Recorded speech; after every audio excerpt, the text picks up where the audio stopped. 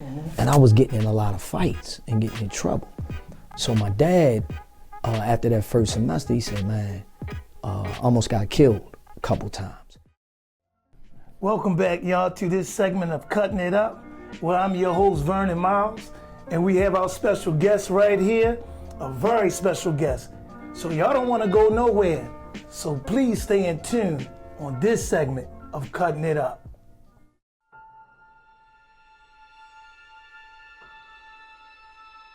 Is it something that they gotta get to, like a wake-up call, or what they say, you know, you done hit the ground level? Gotta hit Or your you bottom. hit your rock bottom. Gotta hit your bottom.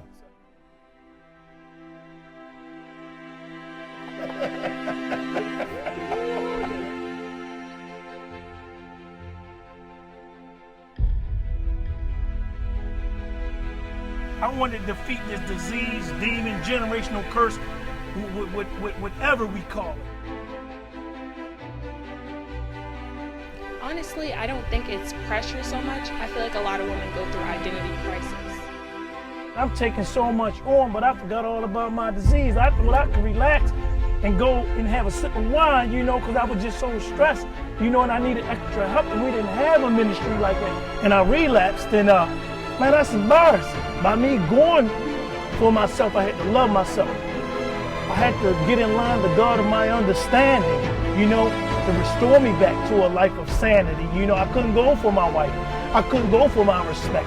I couldn't go for my children. I had to really go for myself. So I want y'all to stay in tune with me on this segment of Cutting It Up.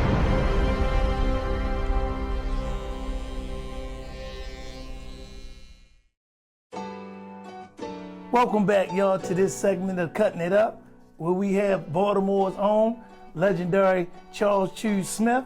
And I want you, Choo, to introduce yourself just a little bit to the people, to the viewers, of who you are. Well, first of all, man, we gotta be excited about my man got his new show, Cutting It Up. That's right. Man, I'm so proud of you, man. I'm just grateful to be on. Thank you. I feel honored for me to be on your show. And even though you're interviewing me, man, we got to give each other our flowers, and flowers go to you, man. I'm just so proud of you and your family. And, you know, it's just Charles Choo Smith, man. So we want all people to benefit from this. So that's what this community is about. And we don't compromise. We don't care if you're the top 50 player in the country, you're the top. These are the rules. Gotta get it. And if you don't abide by these rules, you can take your kid and go. Don't skip steps.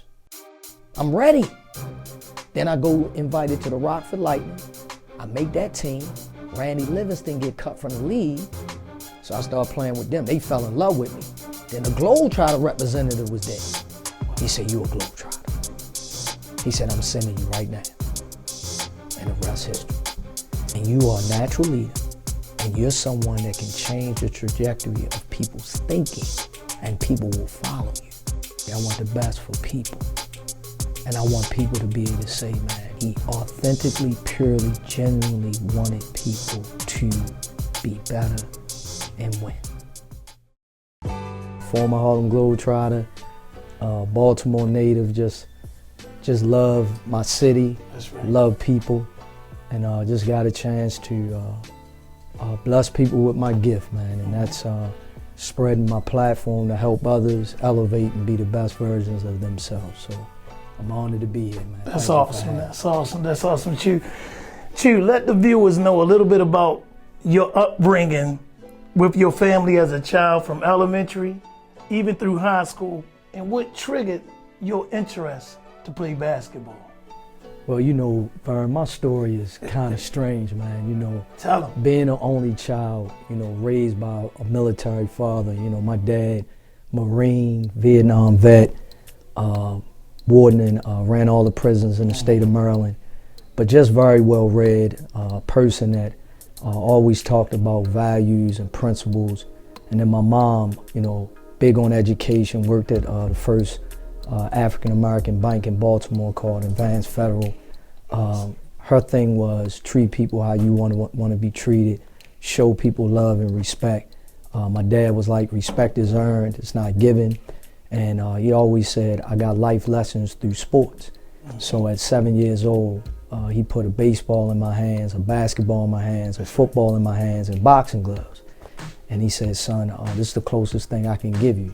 You learn life, you learn determination, you learn work ethic, you learn discipline, you learn these things. And the truth of the matter, basketball was really my worst sport out the four. And the only reason I started playing basketball was because someone said I was too little at 15. Right. So I never played rec, I never played any kind of summer league or AAU or any of that. I was really baseball, football, and boxing all the way. But I was in the projects, Sandtown, Gilmore projects, and the guys that I looked up to, Andre, Mousy Boyd, and Devin Boyd, they were the guys. And they were blocking my shots, slamming me, saying, boy, this ain't baseball, football, you sorry and you small. You know me, V. That hard. Yeah, you ain't talking to me. So right. I'm like, so I'm in the 10th grade. So that summer I started playing summer league ball, played in this church league, and we won the championship. So then I went and tried out basketball, broke my leg, messed my leg up. And high school baseball coach, I was really, really good in baseball. Could have got drafted. So I played varsity 9 through 12. So he was like, man, you messing us up. You need to baseball. So I didn't play. And then my senior year, I just had this love and this thirst for the game. And I just kept playing and playing. And that summer, I had a great summer. And then I went back, tried out, made the teams, starting. And then we started being ranked in the city. We upset #1. And then it started snowballing. And then I just started loving it, man. And it just started being a freedom of expression. I love to compete. I want to go against the best. And that's how that's the foundation of it. That's right, that's that competitive nature in you. Yes, and that's what attracted me to you, that eye of the tiger. And other men and brothers need men like you. Choo, share with me your journey with basketball at City College and the transition from Bowie to UDC College. Talk about that some. Let the viewers know about your journey. Well, I'm always going to be honest with you. I wasn't, even though I caught up and I started playing well in high school, I wasn't the best. My high school coach was a little hard on me because I tried to play flashy. I like to put the crowd into it. And he thought I needed to be a little more fundamental. And because I wasn't fundamental as a young age, I didn't have that foundation. I just knew what I saw on TV or what I seen in the park. So after my high school year, I had some Division IIs and I had a lot of baseball scholarship offers. And the truth of the matter, Vernon, I didn't even go to college, straight out of high school. I started working at this job called New Jersey Steel, and because I wanted a car, I wanted some money and things. Right. And then when I started hanging out, the guys that we grew up with, because I grew up in that environment, I'm around guys like Darius and dudes that were really putting work in the streets.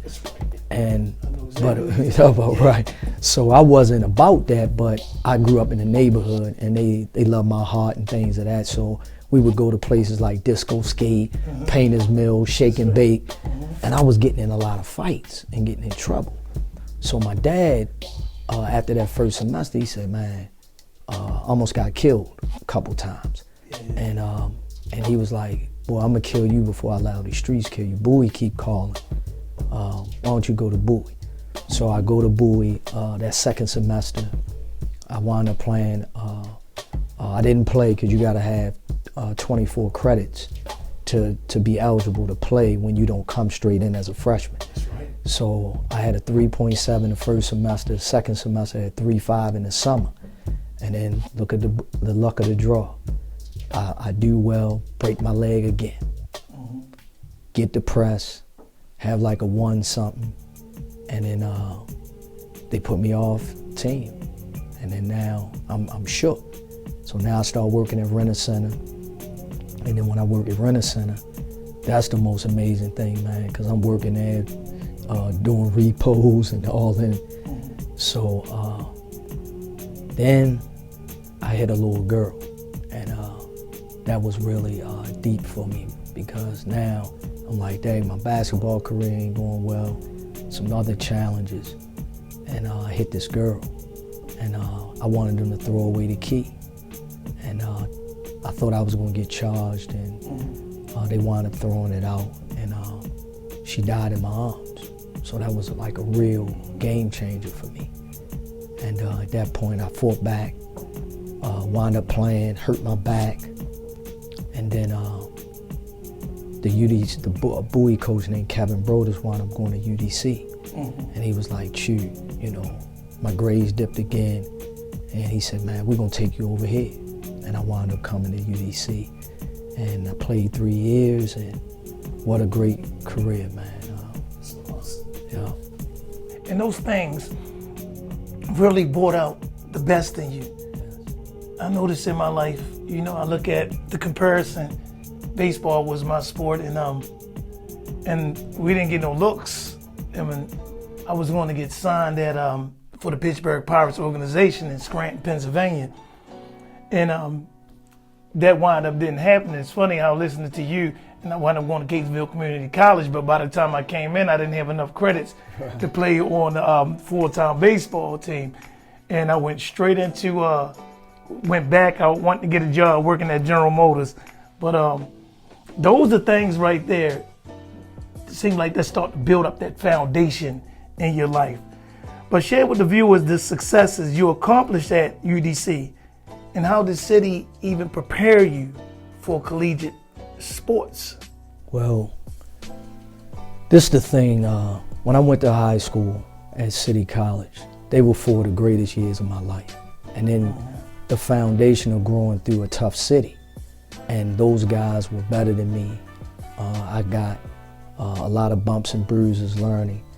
By the time I got at UDC and I started playing, my thing is always team, Vern. Like, I may can score, I may can do certain things, but I got to get all guys lined up so we can be one accord to win.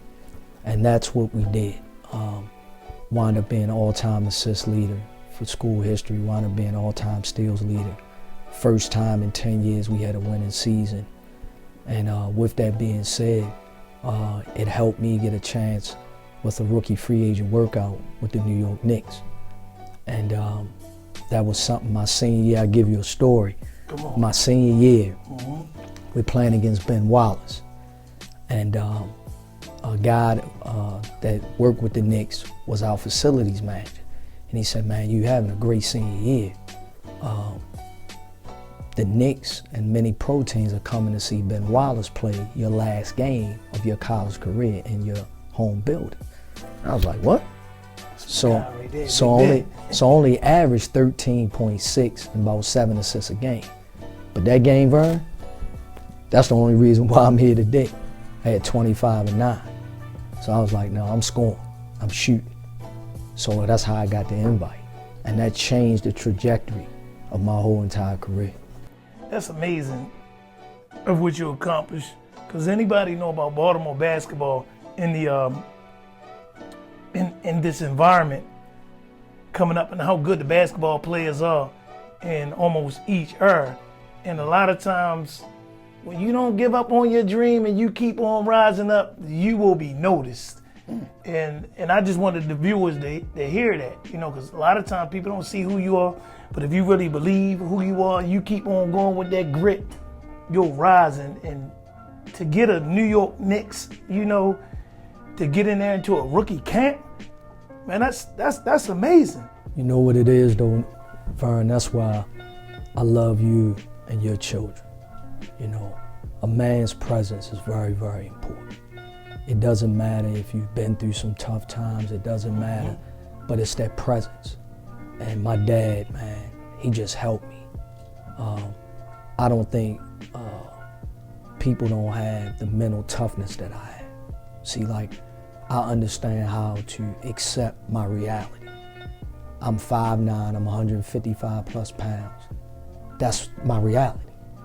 I'm not 6'3", I'm not 6'5", but I'm gonna put the work in as if I'm 6'10", and I'm not afraid. I'm okay to get an L. If you beat me up, that's not gonna last, because I'm gonna come right back at you again. You're gonna have to beat me up every day. That's right. And for me, I'm not gonna hide in a corner because you won. I'm gonna figure it out. And that's what life is about. That's why sports are so beautiful.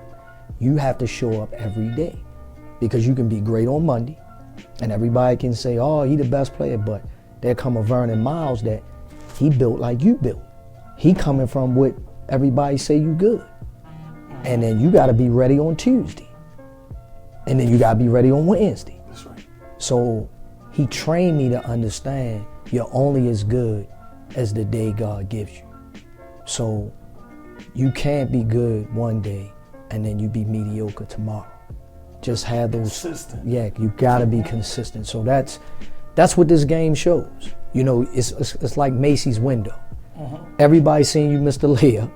Everybody seen you get crossed up. Everybody see you got attitude. Everybody see you ain't a good teammate. Now you can try to fool, but it's on film. It's on film. You can't hide from it. So you might as well give your all. You might as well put the best foot forward and just, you know, be freedom of expression for a sport that you say you love. This is a game that we love and we enjoy. That's right. And that's how I took it in my career.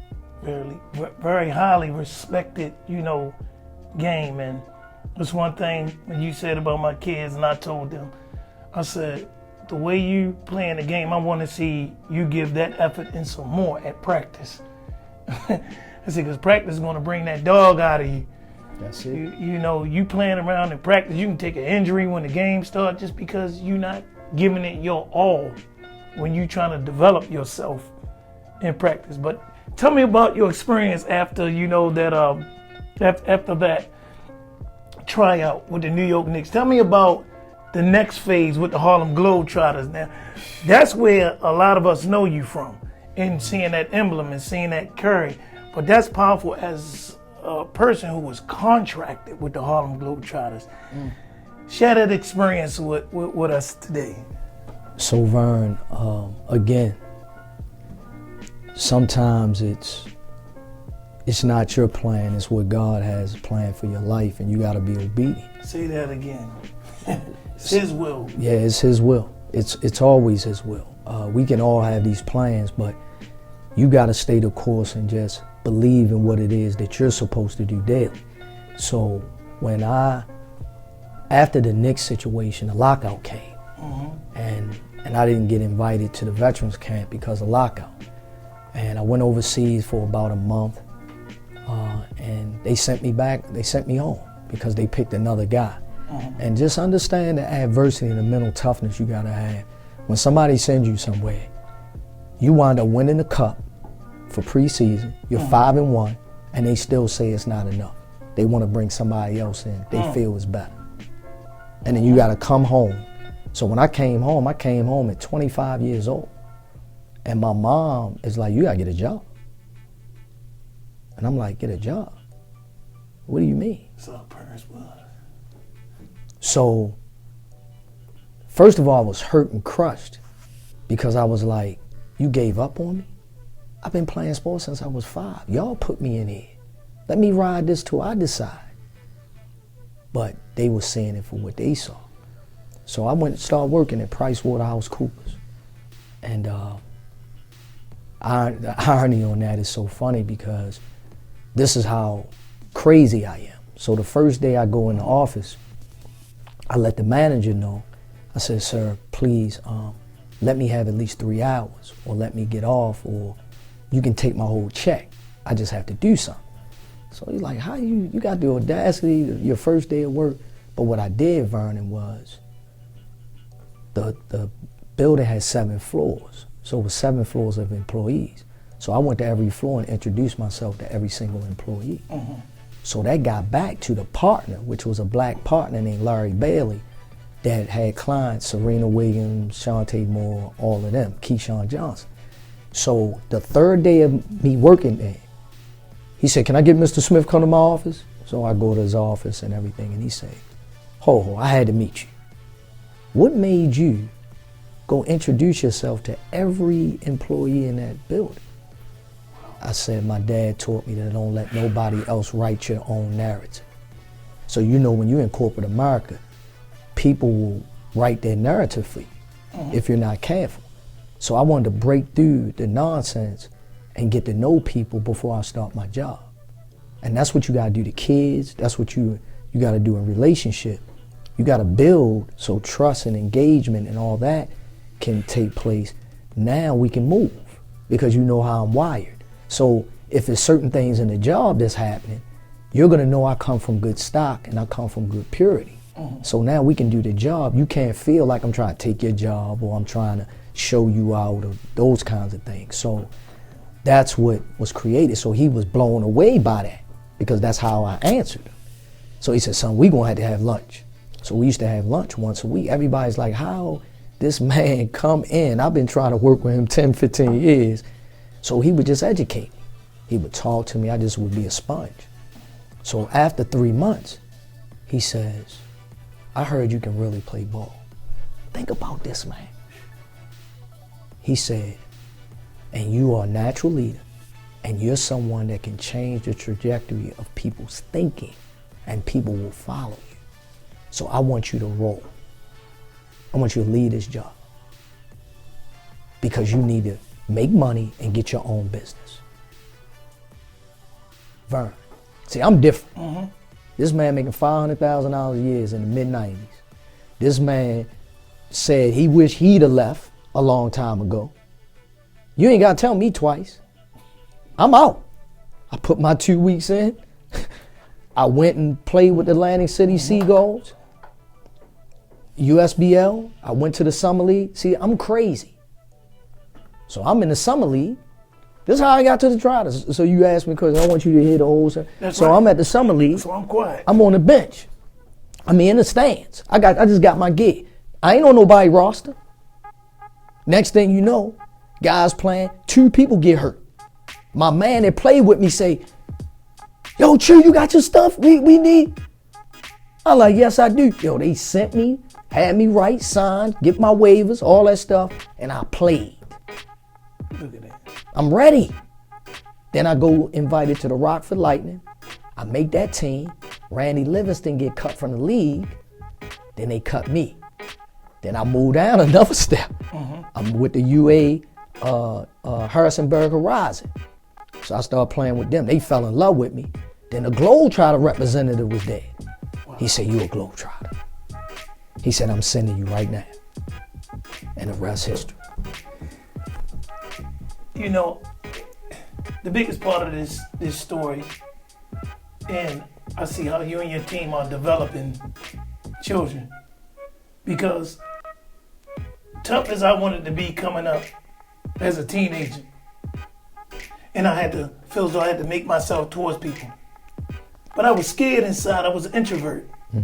I would have never went through each floor and introduced myself to each people.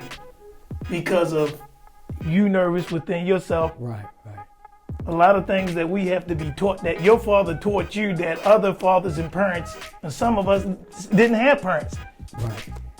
They didn't get taught that principle. You know, don't let corporate America write your story.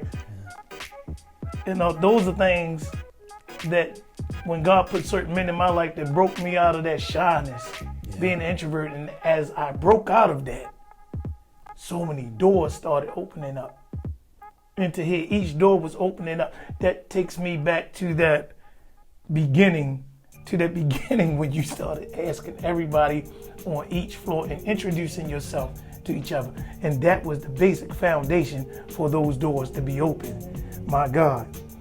But upon retiring, because you had finished playing with the Harlem Globetrotters, so upon retiring from the Harlem Globetrotters, is that when you founded Choo Smith Youth Empowerment? Tell me about that. That's a great question. Because you kept going from level to level. You didn't stop. Most people would stop at a certain point.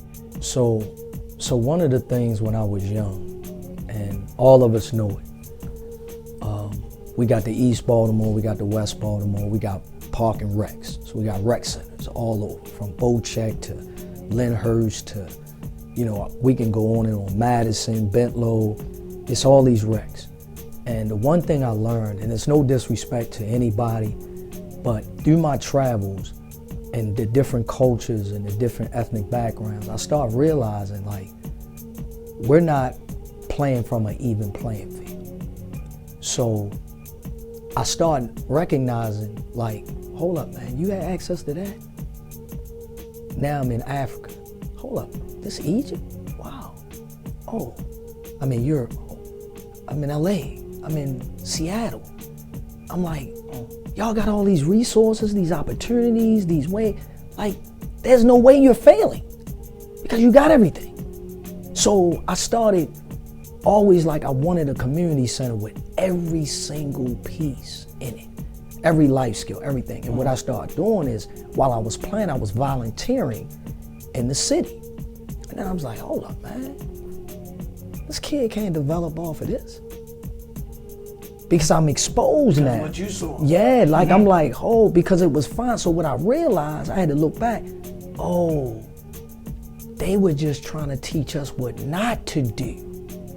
So they were just housing our behavior, housing our mentality. Vern, it's about being developed. And you gotta be around people that are high in on their consciousness and skill sets to develop you so you can be competitive to society. So you gotta have people in there that know what they're doing and know how to tap into a kid and know how to develop a kid if a kid wants to be a mechanic or a kid wants to be, but ultimately it's the person. It's not the job. See, it's not the money, it's the people we create so it's invested in the human capital. So that's what I was doing while playing. I'm learning, so now they making me an ambassador. So now I'm a sports ambassador for the tribe. So now I'm going to different places dealing with sports diplomacy. I'm like, wow, okay, God, this is what. But I was getting opportunities to run businesses. I was getting opportunities to act, to model. But God kept saying, get your butt back here to Baltimore. Yep. No, come back to Baltimore. So in 2001, I met this guy. This is the change. Was it 2000? No, it was 2000.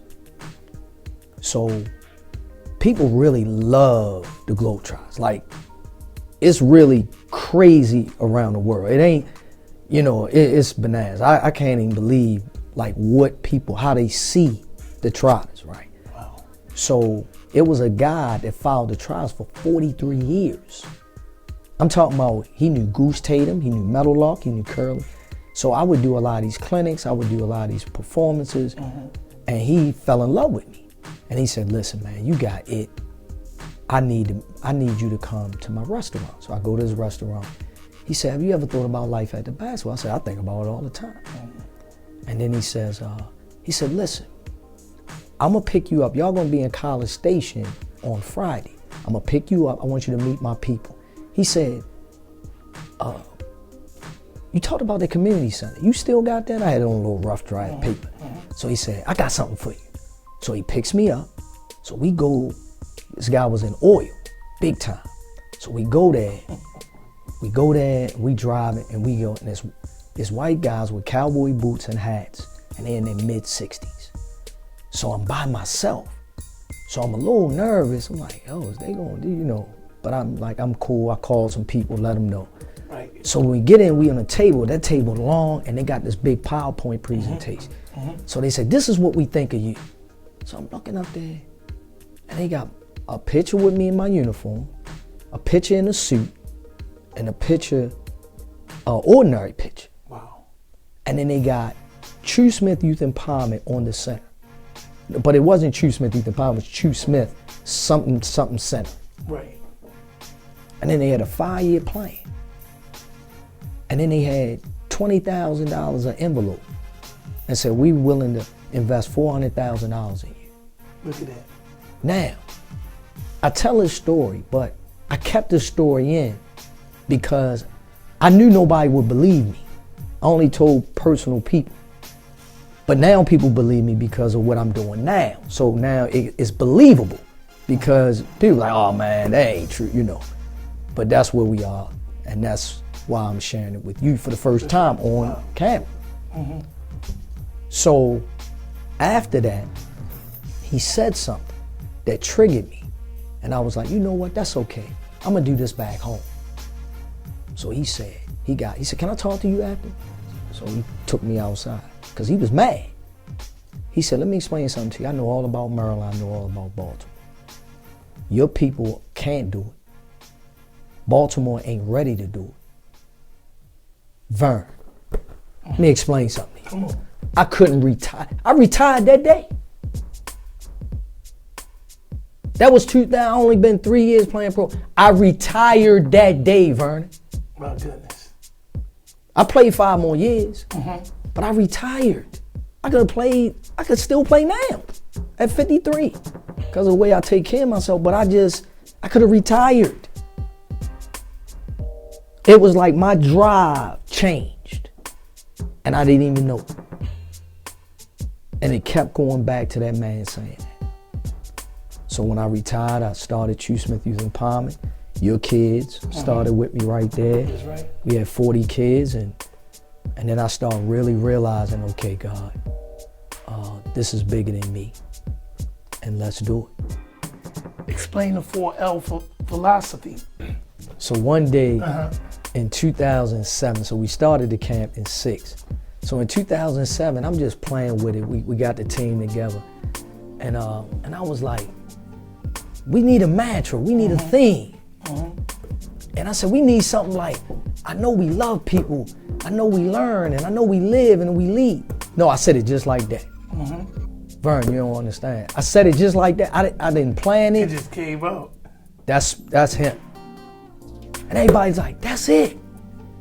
And then I thought about it. I was like, oh, you gotta love what you do. You gotta learn what you love. You gotta study, you gotta practice. And then after that, you gotta live what you learn. That's right. Now, everybody sees you. Now you're celebrating, you're excelling. Now you're a leader just because. So now you gotta love, learn, live, and lead. And I added another L just recently. Okay. And that L is legacy. My goodness. So now you create a legacy. You know, something that you have to pass down. Yep. Awesome. All right, Choo, with camp and basketball teams and leagues and empowerment, Son going and everything, how do you keep your student athletes and parents calm through the process of becoming what they dream and hope to become? How do you keep them calm? Because that process is long. Yeah. I mean, I went with that process with you through elementary, middle, high, after high school, and it gets challenging and testing for families. How do you keep that child and families calm to stay focused through the process? Vern, that's a good segment to address. And I think it's the number one thing that we have to understand. You have to trust the process. It's a process. See, my dad always taught me, don't skip steps. You gotta struggle, and you gotta go through adversity, and you gotta get people to not want you. You gotta get people to say no. You gotta go through that, because when you're talking about professional sports, when you're talking about college sports, it's a business. And they will look over you quick because it's about making money and it's about elevating brands. So That's right. You gotta be able to understand that it's not personal. So you gotta create those things at an early age to say, no, you gotta sit the bench right now. No, you got bad attitude. Parents want that microwave society. Come on. And it doesn't work like that. These coaches don't care about your feelings. They don't care about none of that. They have to win. And the other thing is they're feeding their families. So they only got 3 years to impress when they get a job. So they gonna bet on you who is spoiled, who just have to have their way. No, it don't work like that. So I try to bring the parents in. Our staff, we bring the parents in for orientation. Come on, Choo, help some parents, help a family. Come and on. we let them know, like, this is what we're giving your kid. We're gonna be fair, we're gonna be loving, but we're gonna be firm. And we're gonna give life lessons through the game of basketball. So it's just certain things that you have to have and you have to do. And we don't compromise. We don't care if you're the top 50 player in the country, you the top. These are the rules. Get it. And if you don't abide by these rules, you can take your kid and go. See, when I was coming up, my dad studied the program and he dropped me off. And when I came back with some mess, he said, I'm not trying to hear that. I already know Mr. Stevens. I already know Mr. Take your butt back in there. Outside of them abusing you physically, they can say what they want to say and they can do. Handle it. Bring back the messaging, and I'm going to tell you how to deal with the message that was given. It ain't what they say. I mean, it ain't how they say it. It's what they say. You got to listen to the information. So I start being immune to things. So what we do with them is just get them to understand. Trust us. All we doing is reiterating what you giving them at home. And I give them truth. Your kid is not good enough. Kid don't have a right hand. Kid can't shoot. I'm here, get in the gym with me. That's right. You know, Vern. You got yeah. Get in the gym. You have training we'll kill all training through the camp. Yeah, we'll erase all those flaws. And you got to be honest with them. And those parents, as you look at the Wall of Fame, the parents that listen, their kids been successful. The parents that don't, it's be challenges for them. Yes, it does. And one thing I respect about you, Choo, it's not just about the kid. You care for the parent. As I was a young parent in your program, like 20 plus years ago, you know,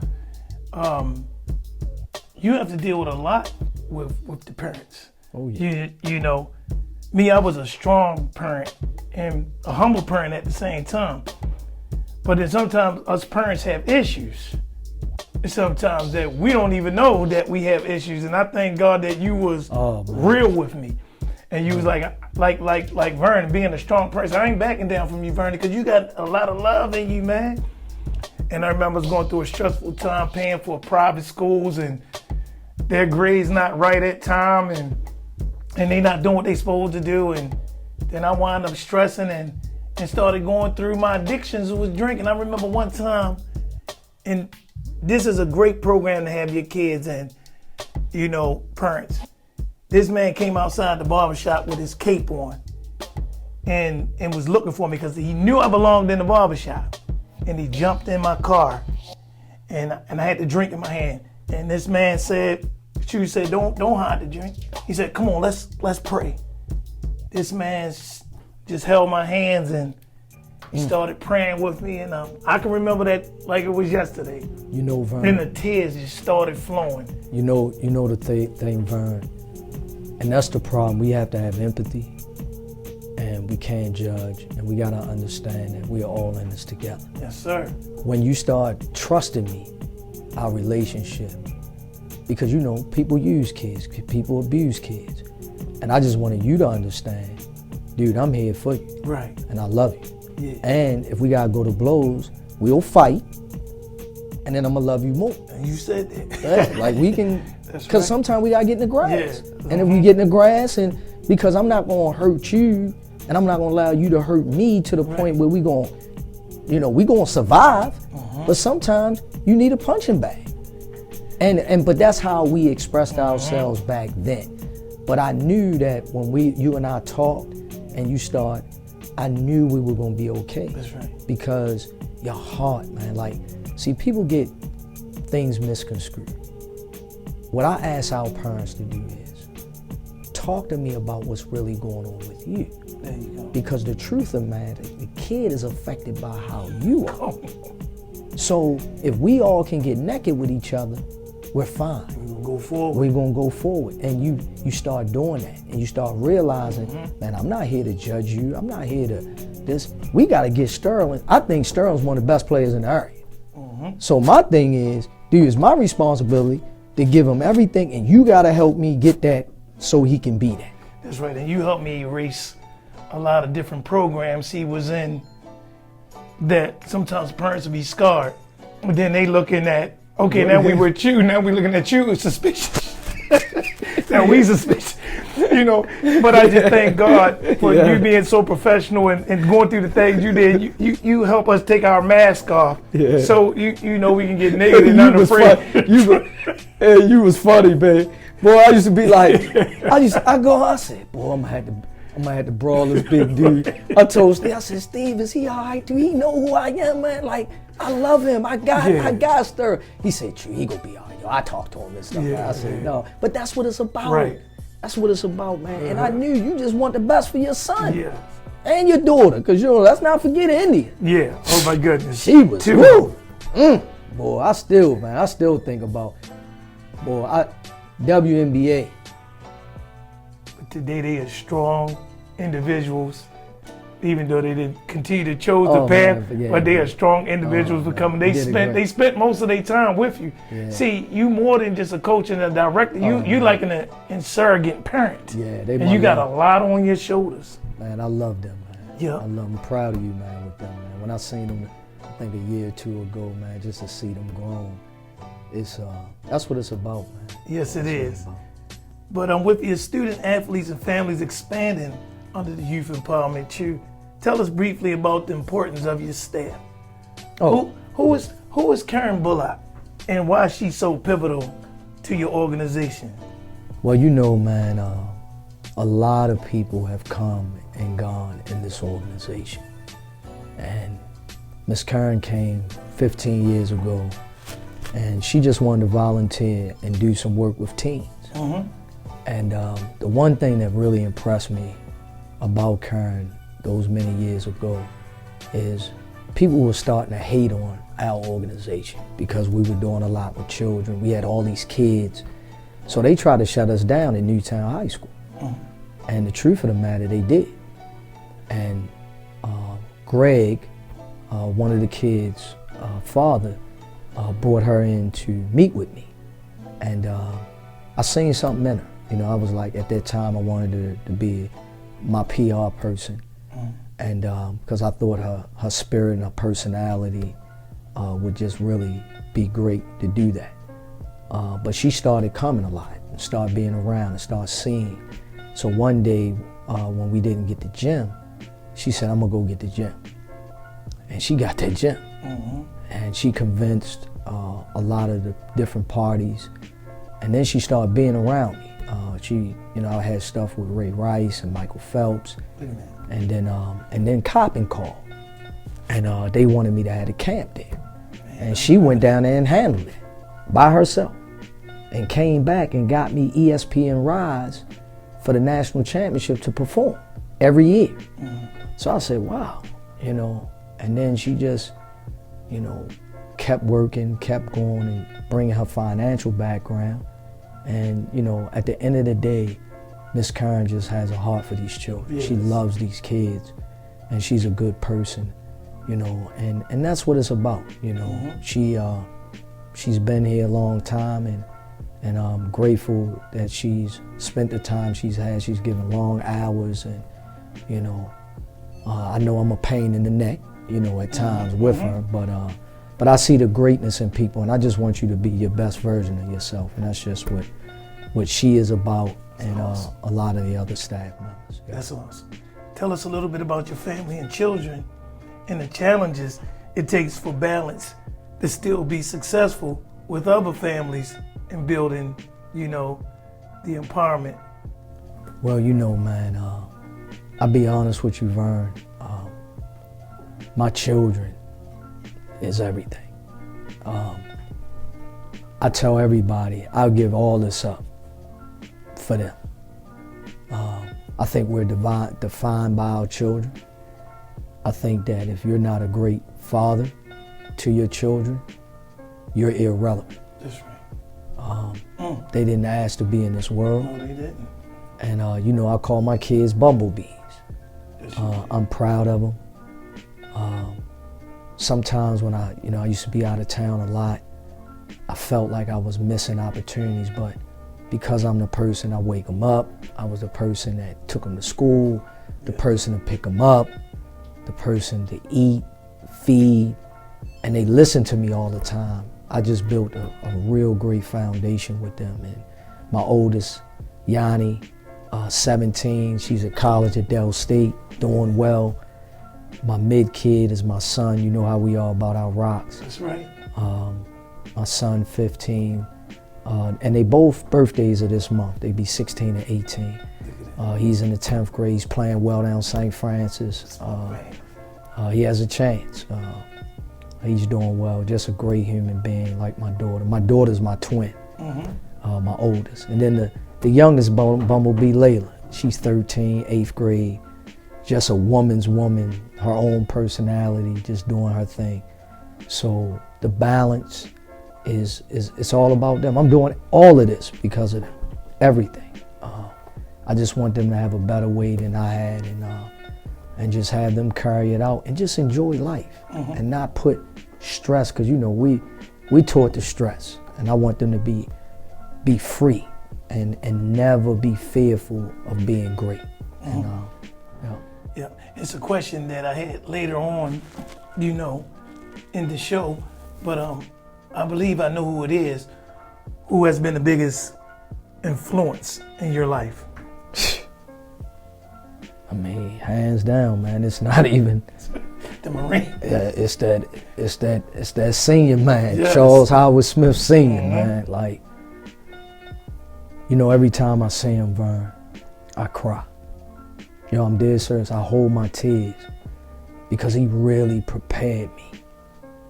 Like a lot of stuff that people go through, I got a toolbox to go to. So everything he gave me in every given situation, I'm able to take that toolbox and be ready for any kind of adverse situation.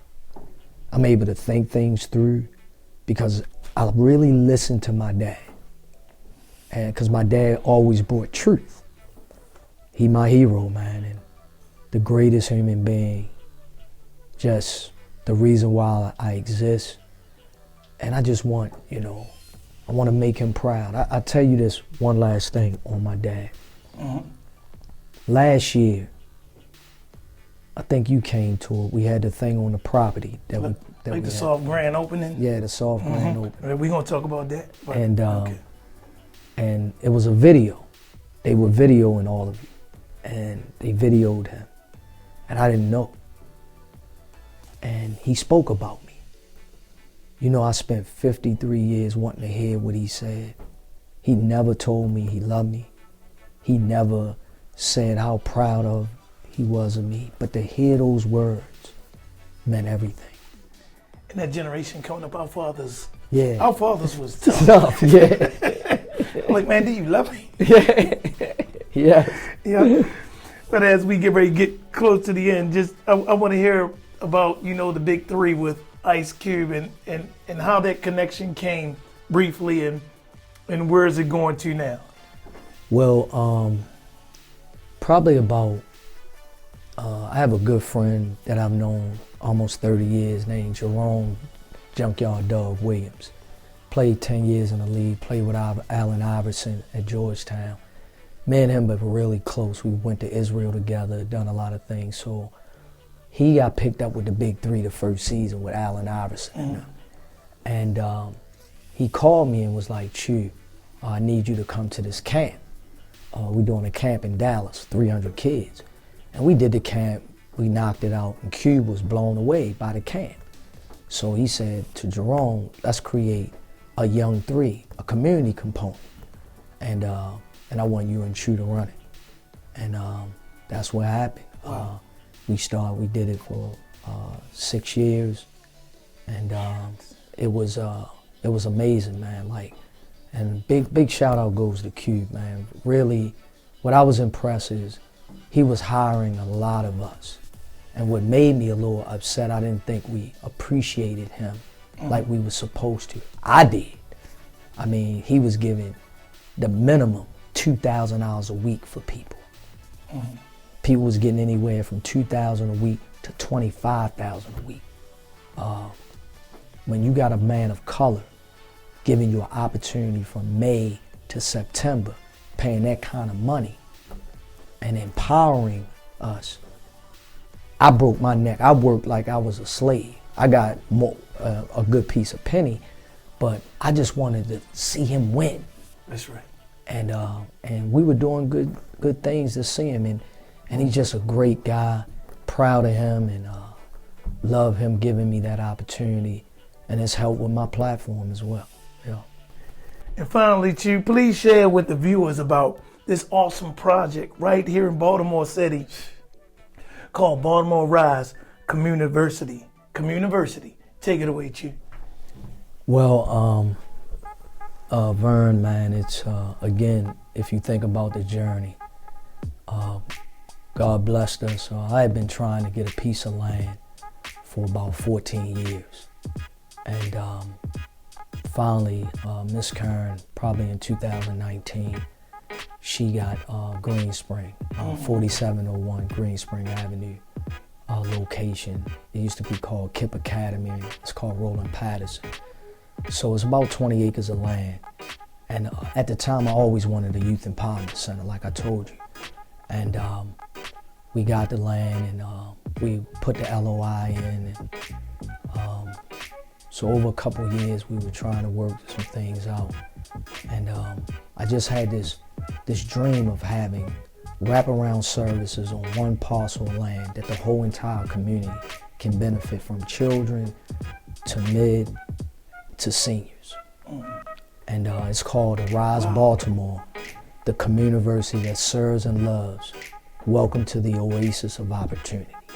So even though it's African American owned, it's gonna build itself on inclusivity. It's gonna be inclusion. So we want all people to benefit from this. I'm a firm believer that through my travels, that it's no such thing as white and black. It's an indoctrination that somebody who had a lot of money and somebody that was in power started making that divide. I believe, right, I believe that we're all one, and that if you, the premise that shows that is when you take 5 kids and you look at them, an Italian kid, Jewish kid, African kid, Asian kid, you name it, and let them play. They're pure, they're innocent, they don't see color. We're God's children. That's how he really designed us to be. So when you think about it, we need to start changing our mindsets to be that. So that's what this communiversity is about. It's about love, it's about development, it's about investing in human capital. And God has blessed us, man, and right now we're in the final stages of really launching it. And it's taking a life of its own, man. Just to tell you what's going to be encompassed in there, we're going to have affordable housing, market rate housing, 20 to 25 townhomes. It's a food desert, so we're going to have a market, some retail stores, and then we're going to have a big youth empowerment center that's going to have workforce development. We got the fields, and then the crazy thing, we attracted a partnership with Stadium Authority. So we just got awarded the 2028 Youth Olympics. So we're going to be doing that. We have partnerships with SEC, the Security Exchange, that's the #1 financial department in the world. So we got partnerships with them. We signed those MOUs. We got civic engagement, teaching people about the power of vote, political advancement, and being able to have a voice in your own communities, and teaching children that. We have a partnership with Park and Recs. We're in like 9 of them. We're getting ready to be in 20 more. So they'll be the mini satellites for the communiversity. Now, the thing about it, it's taking a life of its own, Vernon. We just got wind that family officers came to us, and now it's going to be in 14 cities. Oh, look at God, man. And we just got awarded. They have to deploy 120 billion, and they've already given us access to at least 10-20 billion dollars now. So our first phase is Baltimore first, Detroit, Houston, Atlanta, and then we got the other phases. So Ray Lewis is partnering up with us. So it's a lot of people, man, and we just feel good about this project, man. We think it's going to change the landscape of our thinking. Yes, and it it's going to help empower our young people so they can stop killing each other. You know, my thing is the deaths in our community, and that's what this is about. I challenge the city to help us help them make this a better place. You know how we love our town. Yes, and I think we have the greatest town ever. I just think we got to change the optics of our town and have people like you all, you know, managing the equity of our thinking as it relates to our young people. That's right. So. That is awesome, Choo. Is there any way people can go to your site and sew into the community? Yes, you can go. We have certain different ways of getting to us. We have the community website. We got choosmith.com. We got Arise Baltimore. So we're just trying to, you know, elevate all the different platforms to come in. And more importantly, we want to get to know you. It's not always about the money. We're going to raise money, we're going to get money, but my thing is the people. I want to get everybody together, and I want us to have real movements. We do too much of this. We do too much of riding and walking, and you know, let's put that work in. Yeah, let's put something together, and let's trust each other. And I think Baltimore knows that my heart is in the right place. And I think that you got some people that don't want to see you win, and you got some people like, oh man, he ain't gonna get it done or whatever. But this is a big thing, man. And I finally took ownership on it, Vern, because I've always wanted to put other people up, but I had to own it, man. It's me to lead this charge. That's right, and it is. And I'm going to do it, and I'm willing to go through whatever. And it's been challenging, depleting a lot of your funds, wondering what's going to happen next. But you gotta stay with it, man, because if you're not going to quit, if you quit on you, you'll quit on anything. And how can I be a hypocrite to say, fight through all your adversity, no matter what the roadblocks, and then I'm gonna tell this kid to do the same. That's right. It starts with you. Yeah. You know, one favorite scripture of mine that I love to read, and that's something that you gave to me because I didn't really understand. You always kept saying, Bernie, you got to trust in the process, And I go straight to trust in the Lord with all my heart. All. Lean out into my own understanding, acknowledge his ways, you know, and he will direct my path. Because God is with you, Choo, and you're not going to be able to do this by yourself. So we give him much as we can, and then we go to pray and go to sleep in peace because he got the rest. Because when we're not going to sleep in peace, that means we're not trusting in him, in his process that we have for, you know, that he has for our life. So that leads me to the last question I want to ask you. And some say, you said the last L was legacy. But the last question I want to ask you, when this life on this side, Choo, is all said and done, and God calls you home, how would you like to be remembered? You speak to the viewers. How would you like to be remembered? Well, you know, that's probably the toughest question for me to answer. And I'm going to answer to the best of my ability, yes, my good brother. That's right. Please help me with this. So the other day, someone was asking me about, Choo, how are you accomplishing all these things?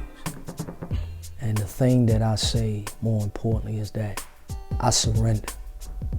I surrender to allow God to use me to do what he wants me to do and not what I want to do. So it was a time when, so I'm a part of the NBA Retired Players Association. And Karen and Harold and team was like, Choo, you got to get on the board. I didn't want to get on the board because I didn't want to deal with all the mess that comes with it. But God said, did I hear you? Did you hear me? I'm talking through them. It's not about you. I need you to get on that board. So I'm going on the board, and then shortly after going on the board, they make me the chairman. So I'm the chairman of 1,700 players. I'm the chairman with Dwayne Wade, Michael Jordan, Magic Johnson, Adam Silver. They're dealing with me. So I'm saying, why me? And then God say, why not you? Own the gift. So I went around about to get you to understand that our Lord and Savior, the God that we serve, that gives us air, that have us function in the way we function. Sometimes you don't need to know what it is that He has for your life plan. You just got to get up every day and take those things that was embedded in you and allow God to do His work through you being obedient to that process. That's right. So I say all that to say, I want to be remembered that I gave my all and I sacrificed everything I could to allow others to win. I want the best for humanity. I want the best for people. And I want people to be able to say, man, he was true to it. He loved, he authentically, purely, genuinely wanted people to be better and win and elevate and be the best version of themselves. That's it. I don't need to get credit for nothing. I don't need to be the biggest financial person. We getting ready to get billions of dollars. We've been getting a couple millions of dollars. Vern, I just want to be comfortable, but I'm giving it all away, man. It doesn't define me. What defines me is good people like you. What defines me is when we see each other, there's a love there. What defines me is that you know that you can depend on me for what I say I'm going to do. That's right. And what I can't do. Uh-huh. That's it, man. And I want my children to say that Daddy gave his all for them. And that's really it, man. That's really it. Well, there y'all have it, y'all. The legendary, my brother, and I love him, Charles Choo Smith. And we just want to thank y'all for tuning in with us on this segment of Cutting It Up. And we'll see y'all next time. Love you. Peace. My man.